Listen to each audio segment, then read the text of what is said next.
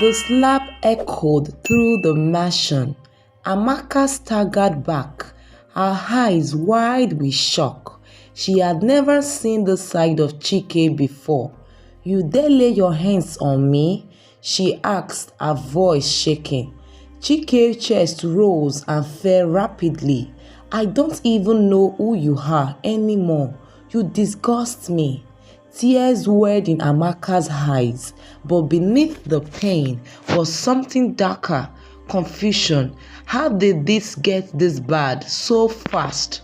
Just weeks ago, they were the perfect couple, deeply in love. In the heart of the city stood Adolisa Couture, a grand fashion house where only the elites could afford to shop. Madame Adolisa, the owner, was a woman of grace, wealth, and influence.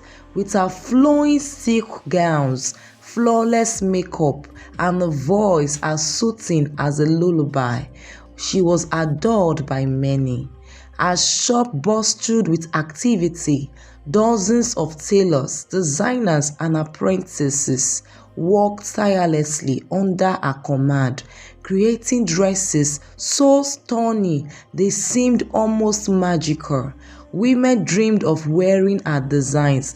Men paid fortunes to have their suits stitched by her hands. Everyone who stepped into her boutique felt an air of elegance and power, but behind her warm smiles and luxurious fabrics hid a darkness no one suspected. Madame Adolisa was not always rich and famous. There was a time when she was just Ada, a struggling tailor in a tiny roadside shop. Life was hard. Customers bargained over every little detail. Some even took clothes without paying. She worked from morning till midnight, but her pockets remained empty. She was tired of suffering.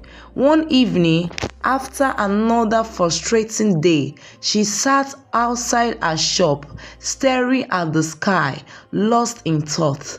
That was when she heard a voice. "Ada, is this really you?" She turned sharply and saw a shiny black Range Rover parked beside her. A beautiful woman stepped out, Chioma, her old school friend.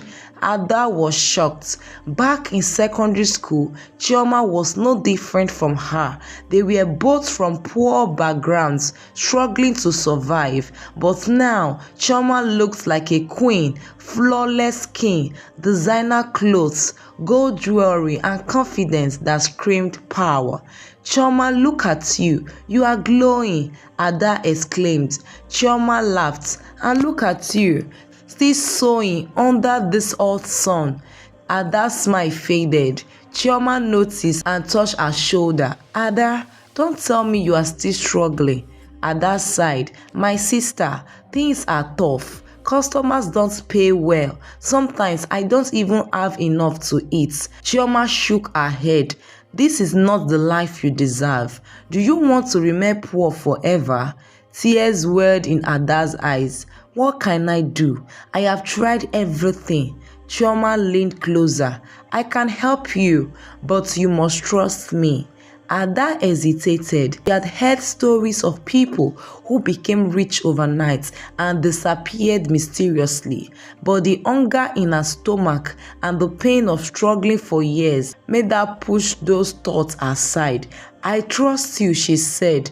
Chioma smiled. "Good, follow me." Chioma drove Ada to a luxurious estate in a remote area. The mansion they entered was massive, filled with wealthy men and women laughing and drinking. The air smelled of expensive perfume and the floor sparkled like gold. Ada was shocked. "Are these all fashion designers?" she asked.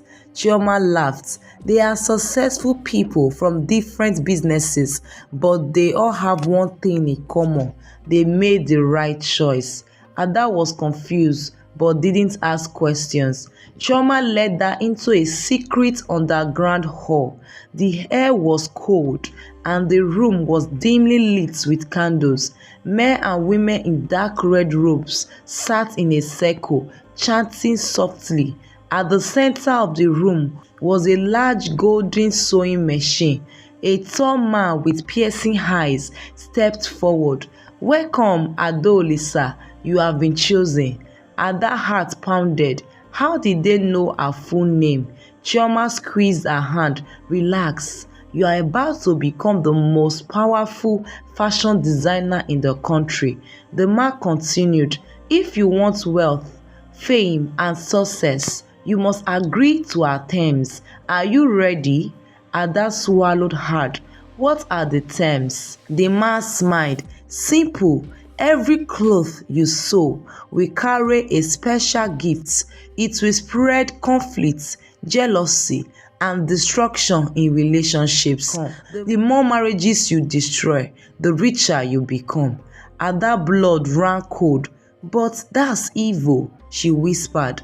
Chioma chuckled. "Ada, you said you were tired of suffering, right?" She turned and gestured around. "Look at me. Look at all these people. Do we look like we are suffering?" Ada hesitated, but the hunger, the humiliation, the endless struggles, she couldn't go back to that life. She took a deep breath and nodded. "I am ready." The tall man handed her a needle, a thread, and a piece of red fabric. "Sew." With shaky hands, Adaolisa stitched her first cursed garment. At that moment, she felt a strange warmth rush through her body. Her mind became sharp, her hands became faster. It was like magic. She could suddenly see designs in her head she had never imagined before.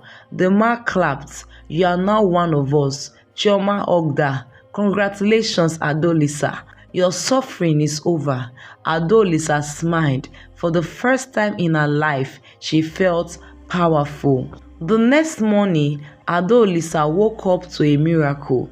Her tiny shop had transformed into a grand fashion house overnight. Brand new sewing machines, expensive fabrics, and mannequins filled the space. Even the signboard outside had changed. Adolisa looks couture. She almost screamed. This was real. Customers started arriving immediately. Not just ordinary people, rich women, politicians, celebrities. They all begged her to design for them.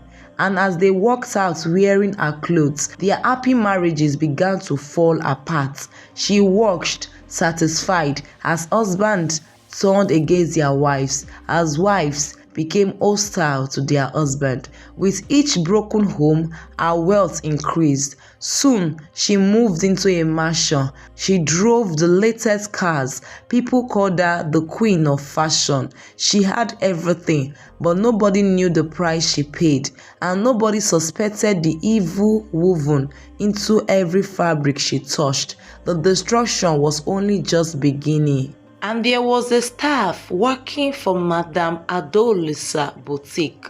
Her name was Otito. Otito had been working at Madame Adolisa boutique for the past 6 months. She wasn't just another employee. She was one of the most hardworking and trustworthy staff in the shop. While others admired the wealthy businesswoman, Otito never felt completely comfortable around her. There was something about Madame Adolisa that didn't feel right. The boutique was one of the most popular in town.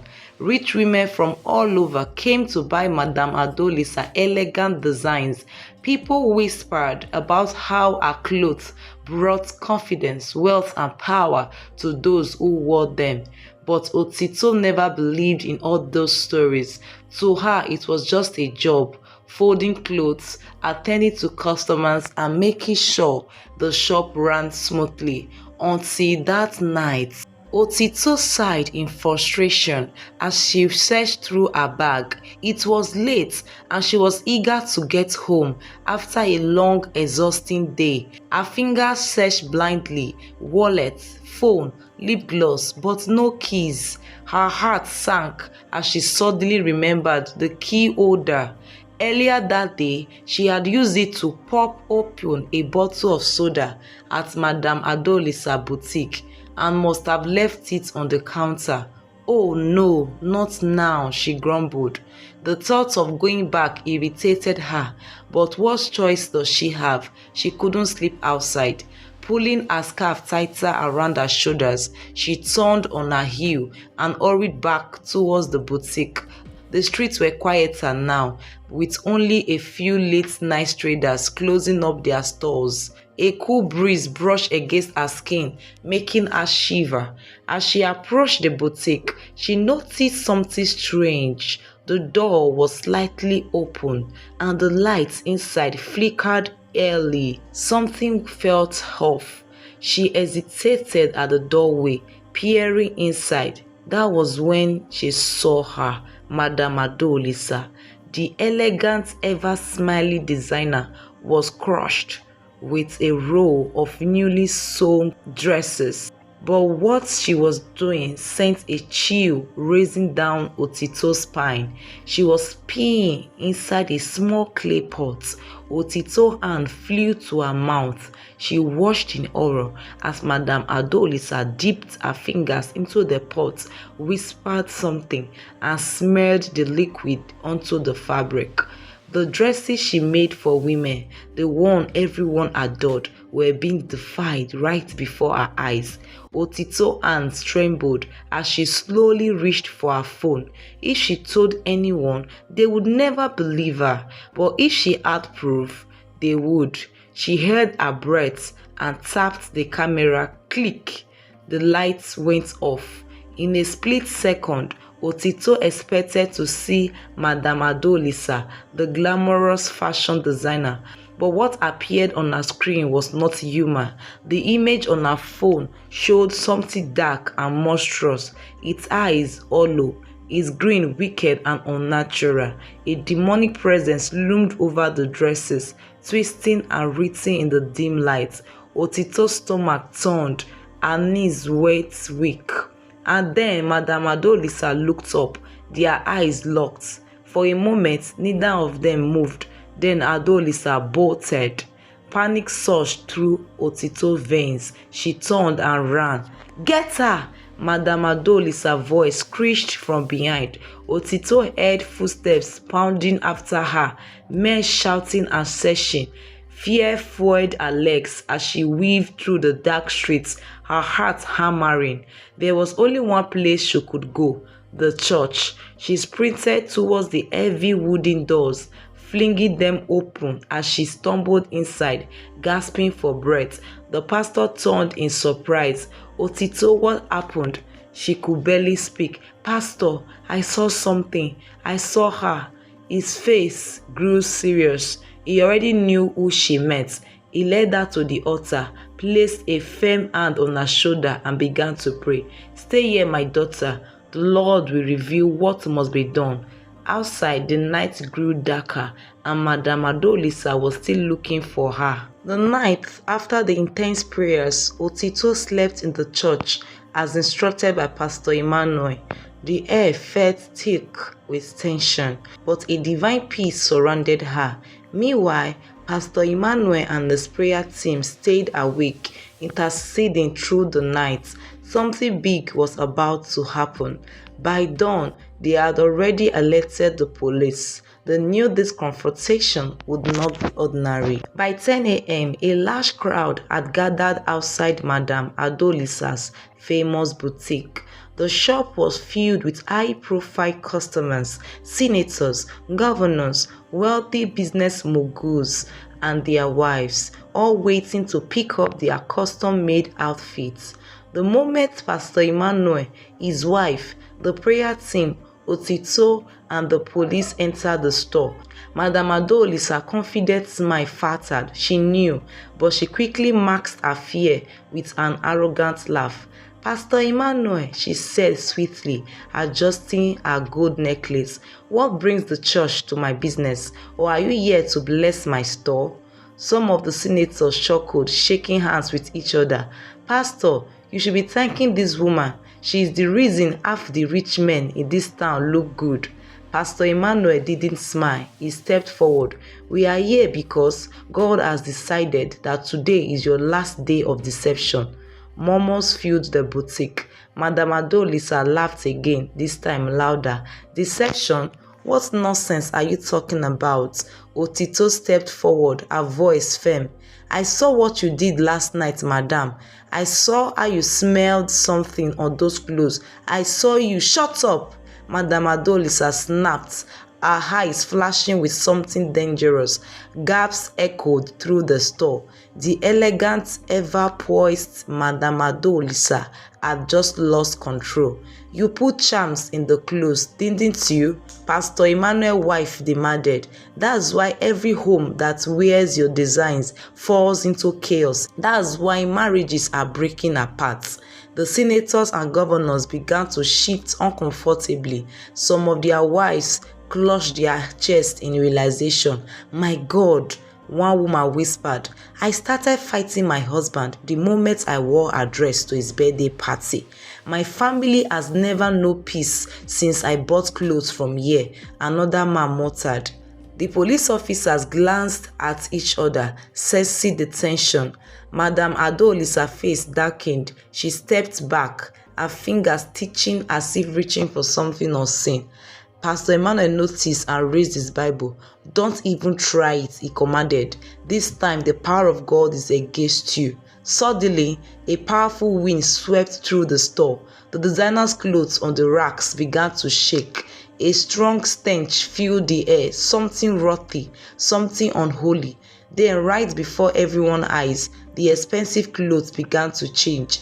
Instead of fine silk and lace, they turned into filthy rags, stained with blood and strange markings. Women screamed, men stumbled back. One of the senators rushed to grab his agbada, but the moment he touched it, a swarm of flies burst out. Jesus! He shouted, shaking his hands violently.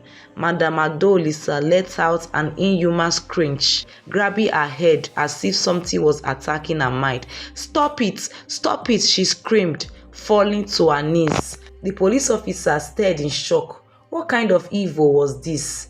Pastor Emmanuel stepped closer, his voice filled with authority. Adolisa, you have used darkness to gain wealth. You have sacrificed marriages, destroyed families, and sold people into bondage, all for power. But today the Lord has stripped you of your wickedness. Madame Adolisa hissed. Who do you think you are? She spat, her voice unnaturally deep. You think your little prayers can stop me? I have power, more than you can ever imagine. Otito, standing behind the prayer warriors, clutched her Bible tightly. The moment had come. Pastor Emmanuel lifted his voice, filled with the fire of the Holy Spirit. For we wrestle not against flesh and blood, but against principalities, against powers, against the rulers of the darkness of this world. Ephesians 6:12. A violent wind shook the boutique. The chandeliers above swayed dangerously. Madame Adolisa staggered backwards, her hands flying to her ears as if the scripture burned her. No weapon formed against us shall prosper, and every tongue that rises against us in judgment shall be condemned.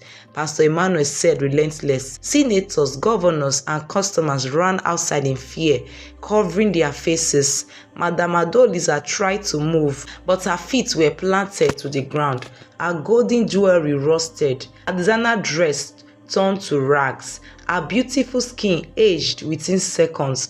This is not happening. I am powerful. I am powerful, she said. But Pastor Emmanuel raised his hands and roared, let God arise and let his enemies be scattered. Psalm 68 verse 1. Suddenly, the dust storm intensified. A loud, deafening howl filled the boutique. Then, before anyone could blink, Madame Adolisa was lifted off the ground. Her screams echoed through the boutique as the dust wrapped around her like a whirlwind. The woman who had tormented so many, who had ruined homes and enslaved souls with her coarse clothes, was being taken away by a force unseen. The last thing they saw was her terrified face, frozen in horror. Then she was gone. The dust settled. The air became clear. The boutique, once filled with darkness, was empty. A deep silence fell. Pastor Emmanuel lowered his hands. It is finished. Otito let out a shaking breath. News of Madame Adolisa mysterious disappearance spread like wildfire. Some said she was taken by the wind straight to the gates of hell. Others claimed they heard her screaming in the night. But one thing was certain, our reign of evil was over. That Sunday, the church overflowed with people. Many who had once been enslaved by her charms came to seek deliverance. Homes were rebuilt. Otito, once just a worker in Madame Adolisa's shop, became a living testimony. As she stood in the church, tears streaming down her face, she knew one thing for sure: evil may rise, but it can never stand against the power of God. The morals of this story are: be careful of friends' advice. Madame Adolisa's downfall began when she took advice from an old friend who led her into the occult. This teaches us to be cautious about the people we trust and the advice we follow. Not everyone who offers help has good intention. Justice will always catch up with the wicked. Madame Adolisa thought she could keep destroying homes without consequences, but in the end, she faced divine justice. No one escapes the consequences of their actions forever. And lastly, prayer is a powerful weapon. Pastor Emmanuel prayers broke Madame Adolisa's evil hold. This reminds us that prayer is not just words, it's a spiritual force capable of changing any situation. God protect those who trust in Him. Otito sought refuge in the church and was saved from Madame Adolisa's wrath when faced with danger. Turning to God provides safety and victory. Thank you for watching. Let's talk about it in the comments. Like, share, don't forget to subscribe for more captivating stories. See you on the next one. Bye.